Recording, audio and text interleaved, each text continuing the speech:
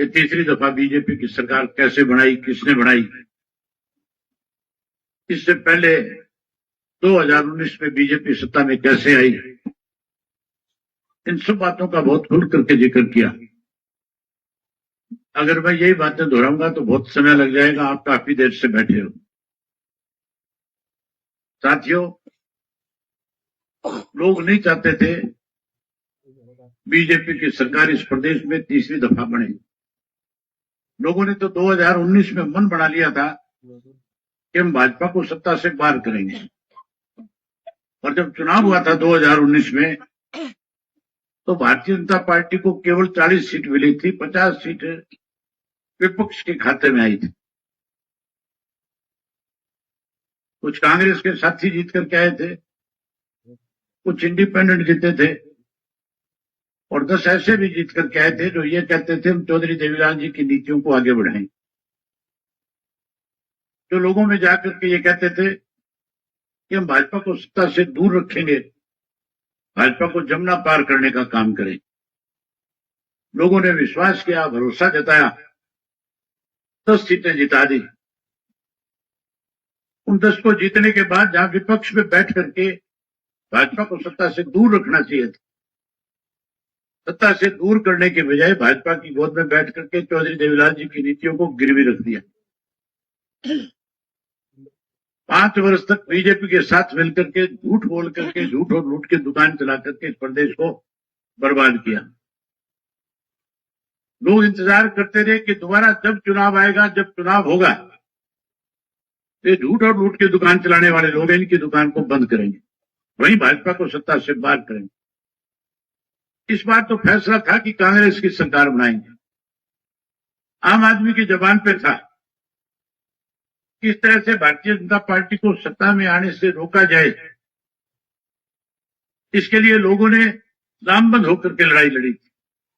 मेरे से पहले चौधरी संपत सिंह जी बता रहे थे कि ऐसा माहौल आज तक इस प्रदेश में नहीं बना था। या तो सन 1987 में जब चौधरी देवीलाल जी ने न्याय युद्ध आंदोलन चला करके लोगों के बीच में जाकर के कांग्रेस के प्रति, जो कांग्रेस हरियाणा प्रदेश को गिरवी रख रही थी, जो कमजोर कर रही थी, उसके खिलाफ एक आंदोलन खड़ा करके माहौल तैयार किया था। और उसका नतीजा ये निकला था कि 87 में जब चुनाव आया तो कांग्रेस पार्टी को जहां सत्ता से बाहर होना पड़ा, वहीं चौधरी देवीलाल के नेतृत्व में 85 एमएलए जीत करके आए थे। अब की बारी में उसी तरह के हालात थे, क्योंकि किसान आंदोलन बहुत लंबा चला था, और उस किसान आंदोलन के दौरान भारतीय जनता पार्टी जो देश और प्रदेश दोनों जगह सत्ता में थी, उसने 750 लोगों को, बेकसूर लोगों को मौत के घाट उतरने पर मजबूर कर दिया था। किसान सर्दी गर्मी की परवाह किए बिना, कोरोना से डरे बिना, अपने फूल से मासूम बच्चों के साथ हिट उड़ती रातों में भी हमने उनको बॉर्डर पे बैठ करके किसानों की लड़ाई लड़ते हुए देखा। सबका मन था कि भाजपा को सत्ता से बाहर करेंगे। आम आदमी कहता भी यही था। जब हम लोगों के बीच में जाते थे, बताते थे कि कांग्रेस के लोग जो है कहीं ना कहीं भाजपा से मिले हुए हैं। केवल अकेला किसान आंदोलन नहीं, उससे पहले एक लड़ाई और भी लड़ी जा रही। जाट आरक्षण आंदोलन के नाम पे भी इस इलाके में 32 से ज्यादा नौजवानों ने शहादत देने का काम किया। उसको लेकर के भी लोगों के मन में गुस्सा था। आप तो सरकार बनाना चाह रहे थे कांग्रेस की, लेकिन कांग्रेस के जो आका थे वो कहीं ना कहीं सत्ता में बैठे लोगों से डरे हुए थे। उन्हीं के दबाव में आकर के पहले टिकटों का जो बंटवारा किया गया था, उसमें ऐसे लोगों को टिकटें दे दी गई जिन्हें लोग पसंद नहीं कर रहे थे, जिन्हें लोग सत्ता में देखना नहीं चाहते, जिन्हें विधानसभा के दरवाजे तक भेजना नहीं चाहते थे। और उसके बाद फिर अपने ही खड़े किए गए उम्मीदवारों के खिलाफ अपनी पार्टी के बगावती लोगों को खड़ा करके कहीं ना कहीं उन्हें कमजोर किया, हराने का काम किया। नतीजा ये निकला कि जो भाजपा सत्ता से बाहर हो रही थी, बहुमत के साथ सत्ता में आ गई।